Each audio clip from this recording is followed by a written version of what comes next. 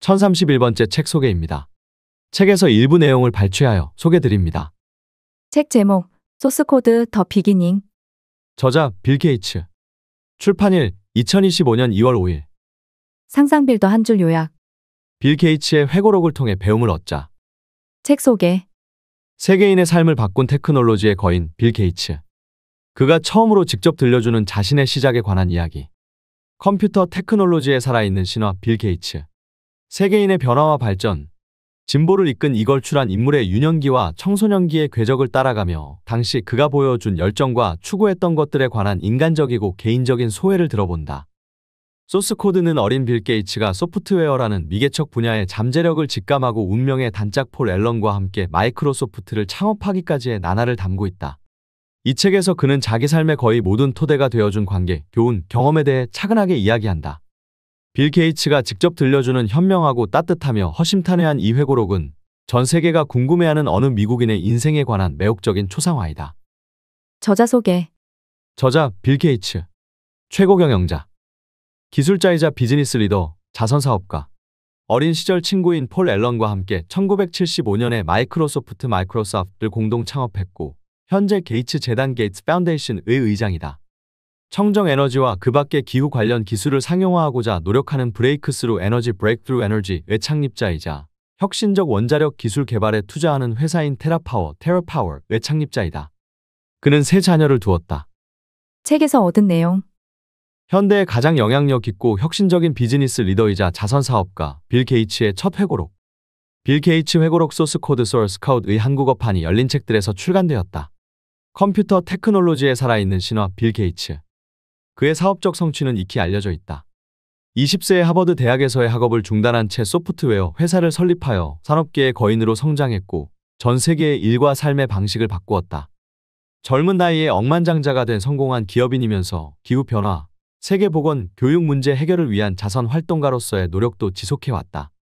그의 회고록 소스 코드는 그러나 이미 알려진 마이크로소프트나 게이츠 재단의 설립 또는 기술의 미래에 관한 이야기를 다루지 않는다. 세계인의 변화와 발전, 진보를 이끈 빌 게이츠라는 인물의 토대가 된 시기, 즉 어린 시절과 청소년기의 삶의 궤적을 따라가며 당시 그가 보여준 열정과 추구했던 것들에 관한 인간적이고 개인적인 이야기를 펼쳐 보인다. 어린 나이에 소프트웨어라는 미개척 분야의 잠재력을 직감하고 운명의 단짝 폴 앨런과 함께 마이크로소프트를 창업하기까지의 나날을 담은 이 책에서 그는 이후 삶의 거의 모든 토대를 마련해준 관계, 교훈, 경험에 대해 차근하게 이야기한다.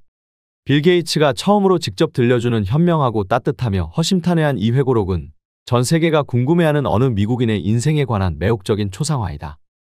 저는 20대 초반부터 대중의 주목을 받아왔지만 그 이전에 제 인생 대부분은 잘 알려지지 않았습니다. 수년에 걸쳐 저는 성장 과정, 하버드에서의 시간, 회사 공동 설립에 대한 질문을 종종 받았습니다. 질문들을 통해 저는 사람들이 제 삶의 여정과 거기에 영향을 미친 요인에 관심을 가질 수 있다는 점을 깨달았습니다. 이 책에서 저는 어린 시절 부적응아처럼 느꼈던 점, 반항적인 10대 시절에 부모님과 부딪히며 갈등했던 것, 가까운 사람을 갑자기 잃은 것에 대한 고민, 대학에서 쫓겨날 뻔한 경험 등 제 어린 시절 가장 힘들었던 경험들을 공유합니다. 그리고 아직 존재하지 않던 산업에 베팅하기 위해 학교를 그만두는 어려운 결정을 내리는 과정에 대해서도 다룹니다. 한편 그 과정에서 저를 믿어주고 성장하도록 밀어주며 제 특이점을 장점으로 바꾸는 데 도움을 준 많은 사람들의 이야기도 찾아볼 수 있습니다. 그리고 역사적인 기술적 변화와 낙관주의의 시기에 좋은 가정에서 태어나 개인용 컴퓨터 혁명이 시작되던 시기에 자라난 행운에 대해서도 되돌아봅니다. 자기 세계에 빠져 세상과 담을 쌓은 아이, 부적응과 반항을 넘어 정신적 성장을 이루다. 소스코드는 큰 꿈을 가진 부모와 원칙의 소유자인 외할머니에게서 영향받은 빌 게이츠의 유년기를 소개하며 시작된다. 2차 대전 이후 번영과 낙관주의가 자리 잡던 시대의 베이비 부머로 태어난 빌은 대외적으로는 미소간 냉전이 절정에 달하고 대내적으로는 민권 운동이 시작되는 사회적 분위기에서 유년을 보냈다. 빠르게 성장하던 시애틀, 그 중에서도 신흥백인 중산층 동네인 뷰리지에서 자란 그는 어머니 손을 잡고 시애틀 세계박람회에 가서 우주과학기술과 컴퓨터의 세계를 처음 목격한다. 박람회의 메시지는 명확했다. 기술은 곧 진보이고 올바른 손에 들어가면 평화를 안겨준다. 자유주의적이고 진보적인 성향의 당찬 여성이었던 빌의 어머니는 그의 가족이 개인적 부유함을 넘어서서 지역사회와 비영리 단체 등에도 기여하는 모범적인 가정으로 자리매김하길 바랐다. 한편 변호사인 빌의 아버지는 1950년대 미국을 휩쓴 메카시즘의 광풍을 목격하며 법조인으로서 정의감을 키운 사람이었다. 적극적이고 의욕적인 어머니와 차분하고도 정의로운 아버지, 그리고 그들의 지인들, 곧 경제적 성공과 사회적 책임감을 겸비한 어른들에 둘러싸인 분위기 속에서 빌은 자라났다. 그러나 빌의 시작은 순탄하지 않았다. 어린 시절 그는 자신이 좋아하는 것에는 강렬한 열정을 보이지만 다른 데에는 반항과 짜증, 불만족을 드러내곤 했다. 자기만의 세계에 빠져들기를 즐기는 반면 사회적 상호작용에는 무관심했다. 학교에서는 우스꽝스러우면서도 똑똑한 광대 포지션을 자처했다. 집에서의 반항과 투쟁은 점점 심해졌고 학교 성적도 떨어졌다. 빌의 이런 모습은 초등학교 5학년 때 시작된 상담사와의 소통을 통해 차츰 개선된다. 뛰어난 공감 능력과 솔루션을 제시한 그와의 관계 속에서 빌은 점차 사회성을 회복해 나갔고 부모는 빌의 지적 욕구를 꾸준히 충족시켜 주었다. 한편 어린 시절부터 자주 그를 돌봐준 외할머니와는 줄곧 돈독한 관계를 유지했다. 그녀는 공정과 성실, 베품과 소통의 미덕을 지닌 사람이었다. 외할머니는 빌이 5살 되던 무렵부터 카드게임을 가르치며 집중력과 논리성, 수학적 재능을 기르도록 도왔고 또 독서 습관을 들이게 해주었다. 몇 년간 외할머니와 카드게임을 하던 빌은 두뇌를 사용하고 계속 집중하면 해답을 얻을 수 있음을 차차 깨닫고 어느 날 그녀에게 게임을 이기면서 뭐든 결국엔 해결해낼 수 있다는 정신적 성장을 경험한다. 그리고 빌은 사립 중고등학교인 레이크사이드 스쿨에 진학한다. 컴퓨터를 찾아 한밤중 담을 넘은 아이, 마이크로 컴퓨터, 소프트웨어의 미래를 열다. 레이크사이드 스쿨에서 빌은 자신의 미래를 함께 열어갈 벗들을 만나게 된다. 그는 우선 동급생 켄트 에번스를 만난다. 장애를 갖고 태어났지만 강한 투지로 극복해낸 친구. 단짝이 된 둘은 어느 날 학교에서 전화선으로 메인 컴퓨터에 접속하는 시분할 시스템 단말기를 접하게 되고 빌은 자신의 논리적 사고력과 높은 집중력을 활용하기에 적합한 컴퓨터 프로그래밍의 매력에 깊이 빠진다. 그리고 이윽고 운명의 동료인 상급생 폴 앨런이 빌의 능력을 알아본다. 그는 프로그래밍에 대한 빌의 도전 의식을 꾸준히 자극시켜주고 또 다른 상급생인 릭까지 합세하여 폴과 릭, 빌과 켄트의 4인조가 형성된다. 이들은 레이크사이드 하구의 부모가 개업한 벤처 사업체를 통해 DEC사의 컴퓨터에 무료 접속하는 혜택을 받게 된다. 시스템 이상을 발견하고 보고하는 테스터 역할이 이들에게 주어진 임무. 본격적으로 컴퓨터를 활용하게 된 빌은 밤이면 몰래 집을 빠져나와 사무실에 가서 컴퓨터를 갖고 놀다가 새벽에 귀가하는 일상을 한동안 이어간다. 켄트와 릭이 먼저 귀가한 뒤 빌은 폴과 함께 밤을 새며 컴퓨터에 몰입한다. 사무실 프로그래머들의 어깨너머로 조금씩 배우고 엔지니어들이 쓰레기통에 버린 컴퓨터 용지를 뒤져서 소스 코드들을 찾아내기도 한다. 그 무렵 빌은 학업에도 몰입한다. 도전 의식을 자극하는 선생님들로부터 좋은 영향을 받으며 고도의 집중력으로 성적을 높인다. 특히 과학의 매력에 사로잡혀 진실이라고 생각하는 것에 끊임없이 의문을 제기하는 사고방식을 익혀나간다. 아울러 켄트와 함께 컴퓨터 프로그래밍이 펼쳐 보일 자신들의 미래를 꿈꾸기 시작한다. 이어서 빌은 학교와 새로 계약을 맺은 시분할 컴퓨터 업체로부터 새로운 프로그램 개발을 제안받아 폴과 릭, 켄트와 함께 작업에 들어간다. 이 과정에서 폴과 갈등을 겪기도 하지만 결국 빌은 능력을 인정받아 프로젝트를 이끌고 업체로부터 성과를 인정받아 더 많은 업무를 제안받는다. 그렇게 고를 향해 내달리던 빌은 어느 날 그의 일상을 송두리째 뒤흔드는 비극적 사건을 맞이한다. 어린 나이에 빌에게는 너무도 큰 사건이어서 한동안 슬픔 속에 헤매지만 애도의 끝에서 그는 자신의 길을 다시금 확인한다. 그러고는 대학에 막 진학해 있던 폴에게 연락하여 두 사람은 본격적으로 컴퓨터와 프로그래밍의 비즈니스 모델을 함께 모색하기 시작한다. 인텔에서 개발한 당시로선 최첨단의 장치인 마이크로칩을 구입하기에 이른 빌과 폴.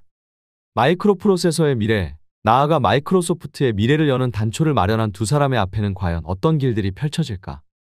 빌 게이츠가 소스코드에서 직접 들려주는 흥미진진한 이야기를 통해 그의 고민과 모색, 우정과 열정의 성공담을 직접 확인하기 바란다. 소프트웨어의 황제가 들려주는 소설보다 더 재미있는 회고록. 자기만의 세계에 빠져 세상과의 소통을 멀리하던 아이, 빌 게이츠. 부모의 큰 기대와 조력 속에서도 반항과 갈등을 일삼던 그 아이는 캠핑과 하이킹으로 자연을 누비며 자기 한계를 깨닫고 또 극복하면서 스스로를 키워간다. 학교에서는 자신의 길을 직접 찾아내고 서로를 알아본 운명의 친구들과 함께 그 길을 향해 힘껏 달려간다. 그리고 그 모든 과정 속에서 무엇보다도 새로운 시대의 시작을 알리는 컴퓨터와 소프트웨어의 세계를 발견하고는 안정적인 배경과 조건을 내던진 채 자기의 모든 것을 그 길에 바친다. 불과 10서너 살, 19, 20살의 인생이 선보인 이야기라는 사실이 놀라울 따름이다. 한편 독자는 훗날 컴퓨터 테크놀로지의 거인으로 성장하게 될 빌의 어린 시절을 따라가며 컴퓨터 산업이 급격히 발달하던 1960에서 70년대의 기술 발달 과정을 자연스레 되짚어보는 재미를 발견할 수 있다. 또한 그 속에서 자신의 길을 찾아내고 그 재능을 극대화해 나가는 한 아이의 위대한 성장기를 목격할 수 있다. 팩과 디스켓을 꽂으며 컴퓨터를 처음 접해본 PC 세대에게는 20세기 말의 추억과 향수를, PC보다 스마트폰 사용이 익숙한 모바일 세대에게는 기술혁명의 기틀을 만들어준 시대에 대한 동경은 물론 자신들이 만들어갈 더욱 새로운 시대에 대한 꿈을 선사해 줄 것이다. 세월이 흐르면 한 대 기업이 생겨날 것이다. 그리고 시간이 지나면 전 세계에서 사용되는 수십억 대의 컴퓨터의 핵심에 수백만 줄에 달하는 소프트웨어 프로그램이 자리할 것이다. 부가 축적되고 경쟁사가 등장할 것이며 기술혁명의 선두를 유지하는 방법에 대한 끊임없는 고민으로 밤을 지새우게 될 것이다.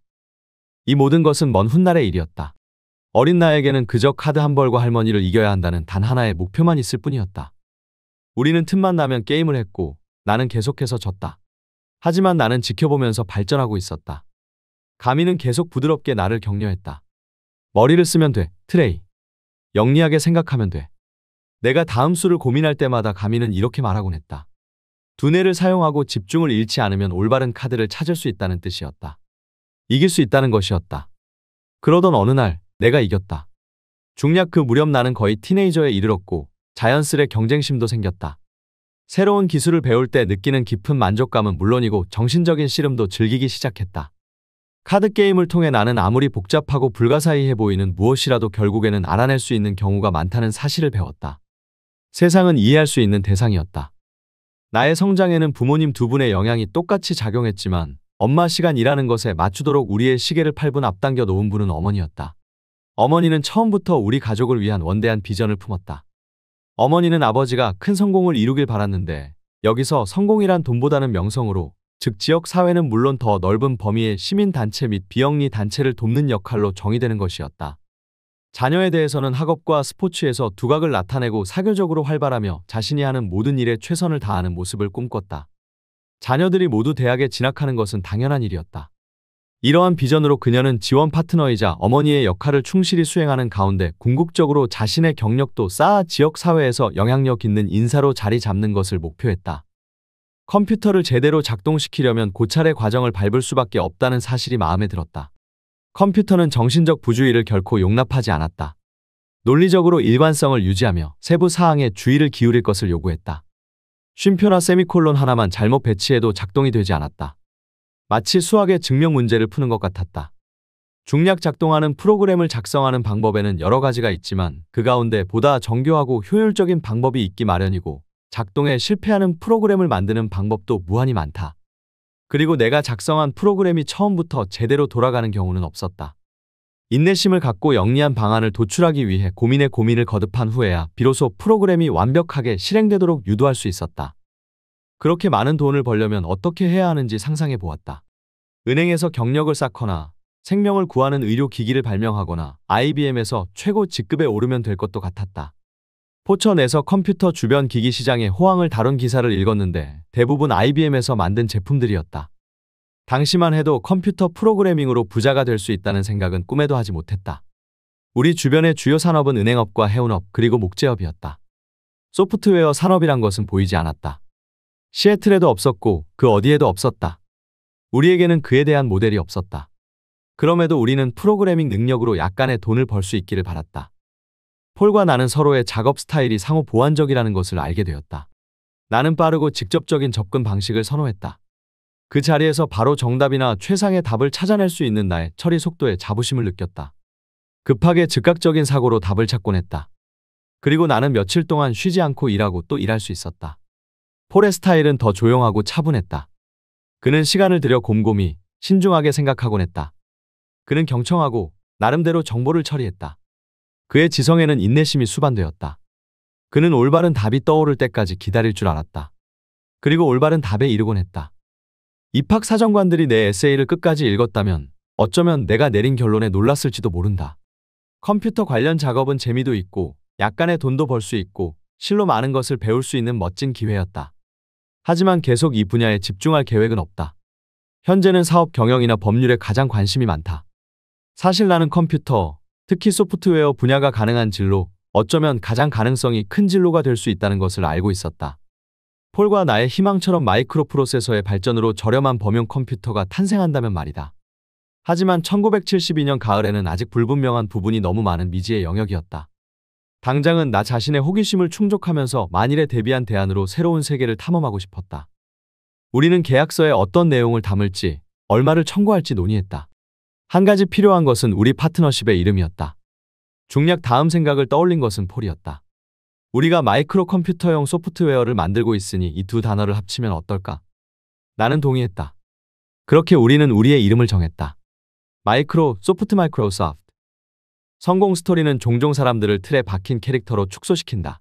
소년 천재, 천재적인 엔지니어, 인습타파적인 디자이너, 역설적인 거물.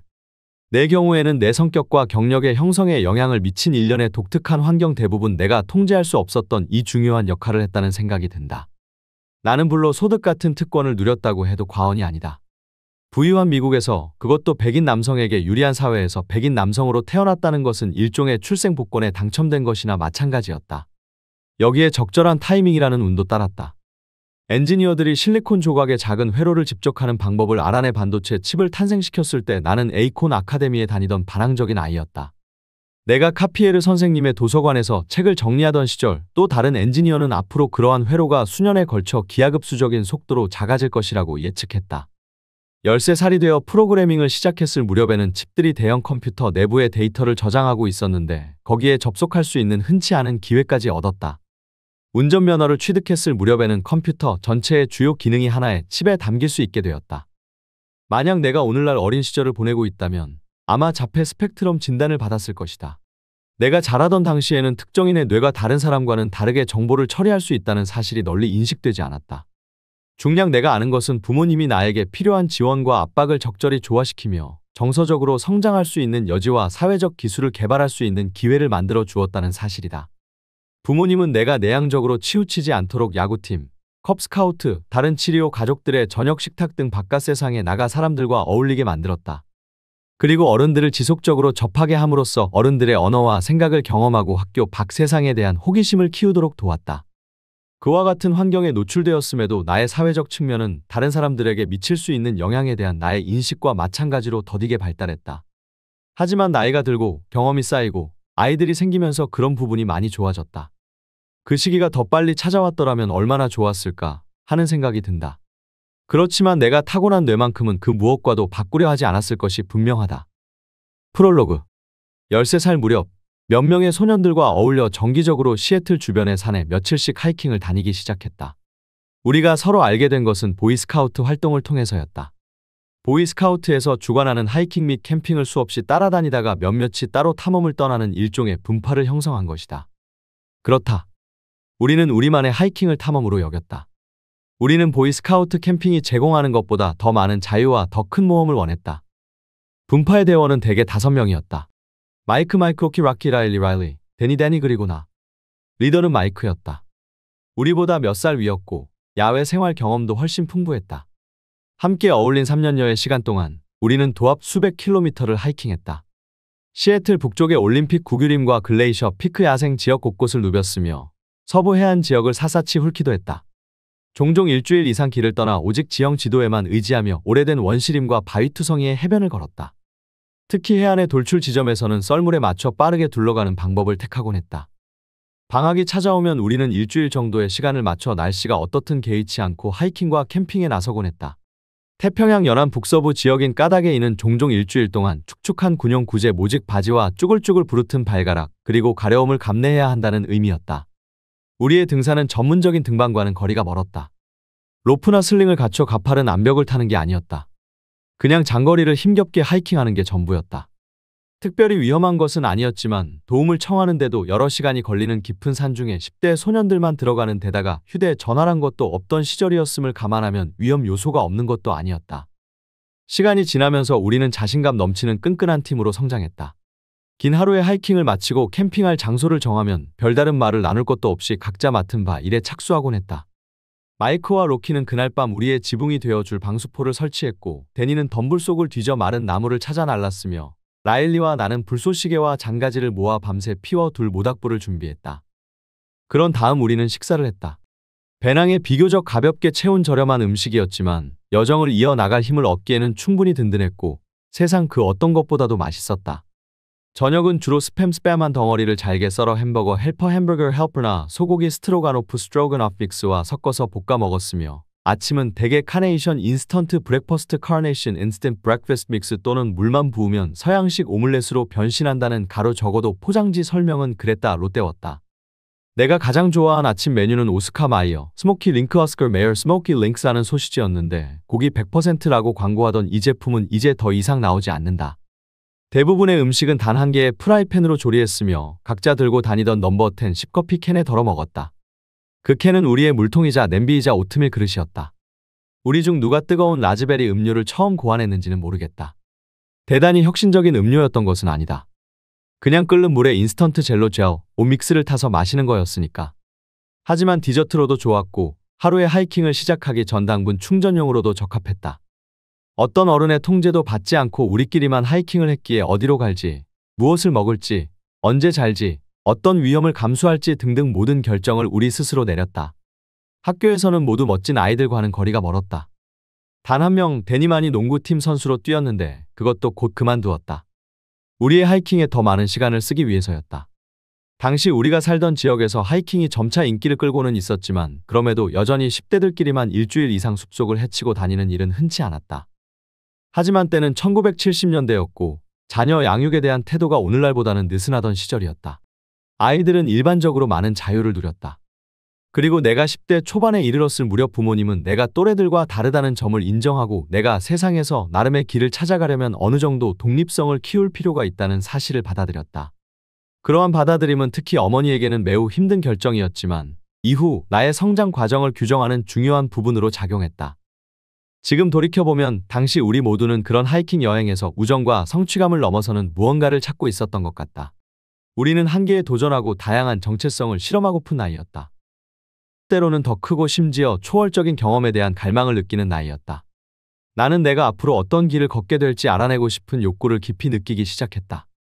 그 길이 어떤 방향으로 펼쳐질지 확신할 수 없었지만 흥미롭고 의미 있는 길이어야 한다는 것만큼은 분명했다. 그 시절 나는 또 다른 친구들과도 많은 시간을 보냈다. 같은 학교에 다니던 켄트 캔드와 폴 파우릭 리키 함께 어울리던 멤버였다. 우리 학교인 레이크사이드에는 학생들이 전화선을 통해 대형 메인프레임 컴퓨터에 접속할 수 있는 시스템이 갖춰져 있었다. 당시에는 10대들이 어떤 형태로든 컴퓨터를 접한다는 것 자체가 희귀한 일이었다. 우리 넷은 그 시스템에 완전히 매료되어 시간만 나면 간단한 프로그램을 작성해 그 전자 기계로 우리가 무엇을 할 수 있는지 탐구하는 데 몰두했다. 표면상으로 하이킹과 프로그래밍은 전혀 닮은 구석이 없는 활동처럼 보였다. 하지만 둘 다 나에게는 일종의 모험이었다. 두 그룹의 친구들과 함께 나는 새로운 세계를 탐험하며 대부분의 어른들조차 도달할 수 없는 곳으로 여행하고 있었다. 하이킹과 마찬가지로 프로그래밍 역시 내 나름의 성공의 기준을 정의하도록 돕는다는 측면에서 나와 잘 맞았다. 얼마나 빨리 달릴 수 있느냐 내지는 얼마나 멀리 던질 수 있느냐 등으로 결정되지 않는 이 성공은 한계가 없어 보였다. 길고 복잡한 프로그램을 작성하는 데 필요한 논리와 집중력 그리고 인내심이 내게는 마치 타고난 것처럼 자연스럽게 느껴졌다. 하이킹 그룹에서와는 달리 여기서는 내가 리더였다. 레이크사이드 상급 2학년, 즉 10학년이 끝나 가던 1971년 6월, 마이크가 내게 전화로 다음 하이킹 일정을 알렸다. 올림픽 산맥에서 80km를 걷자는 것이었다. 그가 선택한 루트는 1890년에 신문사의 후원을 받은 탐험대가 지난 길을 따라 명명된 프레스 익스페디션 트레일 프레스 엑스페디션 트레일이었다. 사람들이 거의 굶어 죽을 지경에 이르고 오시아도 젖어서 다 헤어질 정도였다던 그 여정을 따라가자는 거야. 내가 물었다. 맞아, 근데 그건 오래전 일이잖아. 그가 답했다. 80년의 세월이 흘렀지만 여전히 험난한 하이킹 코스였다. 겨울에 역사상 가장 많은 눈이 내렸던 터라 특히 주눅이 드는 제안이 아닐 수 없었다. 하지만 다른 멤버들, 즉 로키와 라일리, 데니가 모두 하겠다고 나선 상황에서 나 혼자 겁먹고 빠질 순 없는 노릇이었다. 게다가 보이 스카우트 후배인 칩챗비라는 친구도 참가하겠다고 했다. 나도 가야 했다. 계획은 로 디바이드 고개를 넘어 퀴놀트강까지 내려간 다음 다시 같은 길로 돌아오는 왕복 하이킹을 하며 경로 곳곳에 오두막 대피소에서 매일 밤을 보내는 것이었다. 우리는 총 6일에서 7일 정도 걸릴 것으로 예상하고 출발했다. 첫날은 수월했고 우리는 눈으로 덮인 아름다운 초원에서 밤을 보냈다. 다음은 하루나 이틀에 걸쳐 로 디바이드 고개를 넘는 코스였는데 갈수록 눈이 깊어졌다. 꾸역꾸역 눈길을 헤치며 하룻밤 묵을 지점에 도달했더니 대피소가 눈에 파묻혀 있었다. 나는 잠시 속으로 쾌재를 불렀다. 돌아갈 수밖에 없는 거야. 도중에 지나친 훨씬 안락해 보이던 대피소로 내려가게 될 것으로 생각했다. 거기서 불을 피워 몸을 녹이고 식사를 하게 될 것이라고. 마이크는 투표를 하자고 했다. 되돌아갈지 아니면 최종 목적지인 퀴놀트강까지 계속 갈지. 어느 쪽을 선택하든 몇 시간을 더 하이킹해야 하는 것은 같았다. 저 밑에 대피소가 있었잖아. 대략 550m 아래야. 다시 내려가서 거기 묵을 수도 있고 아니면 퀴놀트강 쪽으로 계속 갈 수도 있지. 마이크가 말했다. 돌아가는 것은 곡강을 찍고 오는 우리의 미션을 포기한다는 뜻이라는 점은 굳이 덧붙일 필요도 없었다. 어떻게 생각해, 댄? 마이크가 물었다. 데니는 우리의 작은 그룹에서 비공식적인 2인자였다. 그는 누구보다 키가 컸고 지칠 줄 모르는 긴 다리를 소유한 매우 유능한 하이커였다. 그가 무슨 말을 하든 투표 결과를 좌우할 터였다. 글쎄, 거의 다 온 거나 마찬가지니까 계속 가는 게 맞지 않을까. 데니가 말했다. 거수투표가 진행되자 내가 소수파임이 명확해졌다. 그렇게 밀어붙이는 것으로 결정되었다. 트레일을 따라 몇 분 것 정말 마음에 안 들어. 이 고생을 멈출 수도 있었잖아. 농담이었다. 반만. 내가 이 여행을 생생히 기억하는 이유는 우선 그날 너무도 추위에 시달리며 고생했기 때문이다. 비참한 기분까지 들 정도였다. 또 다른 이유는 그 다음에 내가 한 행위 때문이다. 눈길을 걸으며 나만의 사색의 세계로 빠져들었다. 내 머릿속에 떠오른 것은 컴퓨터 코드였다. 얼마 전 누군가가 디지털 이퀴먼트사 디지털 에퀴프먼트 콜프에서 만든 PDP-8이라는 컴퓨터를 레이크사이드에 빌려주었다. 다시 말하지만 1971년이었고 컴퓨터라는 신흥 세계에 깊이 빠져있던 나조차도 처음 보는 물건이었다. 그때까지 나와 내 친구들은 다른 사람들과 동시에 공유하는 거대한 메인프레임 컴퓨터만 이용하고 있었다. 보통 전화선을 통해 원격으로 연결하거나 보안 시설을 갖춘 별도의 방에 설치된 기계의 단말기를 통해 접속하는 방식이었다. 하지만 PDP-8은 한 사람이 직접 사용할 수 있도록 설계되었고 옆 책상에 올려놓을 수 있을 정도로 작았다. 당시로서는 약 10년 후 등장할 개인용 컴퓨터에 가장 가까운 기기였지만 무게가 36kg에 달했고 가격은 무려 $8,000였다. 나는 도전 삼아 이 새로운 컴퓨터를 위한 베이식 BASIC 프로그래밍 언어 버전을 작성해 보기로 결심했다. 그 하이킹에 나서기 전에 나는 컴퓨터의 연산 수행 순서를 지시하는 프로그램의 한 부분을 작업하고 있었다. 예컨대 32 플러스 58-3과 같은 수식을 입력하거나 복잡한 수학적 계산이 필요한 게임을 만들고자 할 때 필요한 기능이었다. 프로그래밍에서는 이러한 기능을 수식 평가기라고 한다.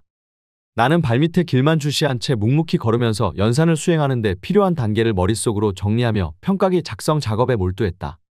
작게 만드는 것이 핵심이었다.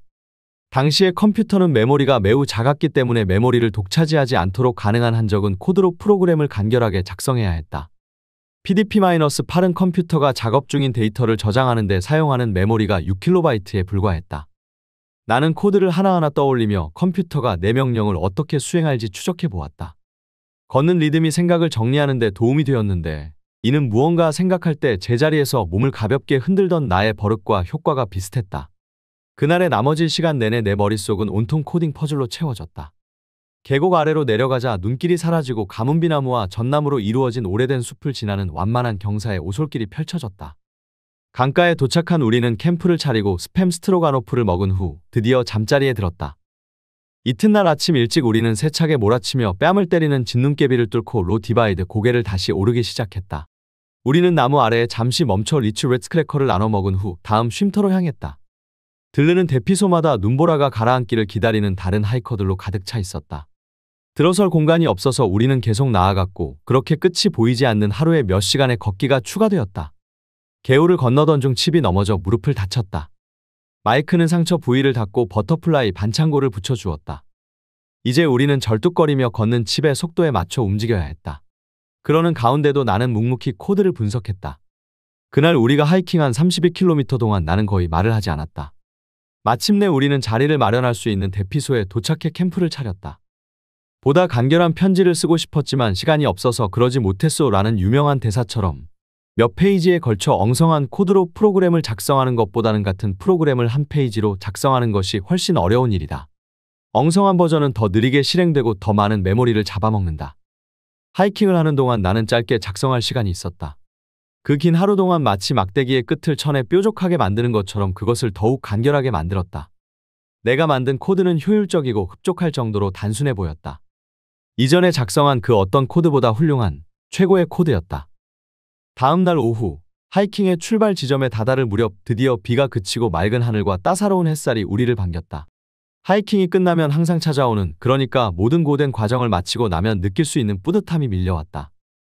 새학년이 시작된 가을 무렵, 학교에 PDP-8을 빌려주었던 누군가가 그 기계를 회수해 갔다. 결국 나는 BASIC 프로젝트를 끝내지 못했다. 하지만 하이킹을 하며 내가 작성한 코드와 수식 평가기, 그리고 그 아름다움은 계속 내 마음속에 남았다. 3년 반 후 대학교 2학년에 재학 중이던 나는 여전히 인생의 방향을 잡지 못한 채 헤매고 있었다. 그러던 어느 날 레이크사이드 스쿨의 친구 중 한 명인 폴 앨런 퍼 앨런이 내 기숙사 방으로 뛰어들어왔다. 그는 획기적인 컴퓨터가 나왔다는 소식을 들뜬 목소리로 알렸다. 나는 우리가 그 컴퓨터를 위한 BASIC 언어를 작성할 수 있다는 확신이 들었다. 전에 그런 작업을 해본 경험이 있었기에 다른 사람들보다 앞서 나가서 우위를 점할 수 있었다. 내가 제일 먼저 한 일은 그 끔찍했던 로 디바이드 고개에서의 하루를 되짚으며 그때 작성했던 평가기 코드를 기억 깊은 곳에서 불러오는 것이었다. 나는 그것을 컴퓨터에 타이핑했고 그렇게 세상에서 가장 큰 회사 중 하나와 새로운 산업의 출범을 이끌어낼 씨앗을 심었다. 지금까지 상상빌더였습니다. 감사합니다.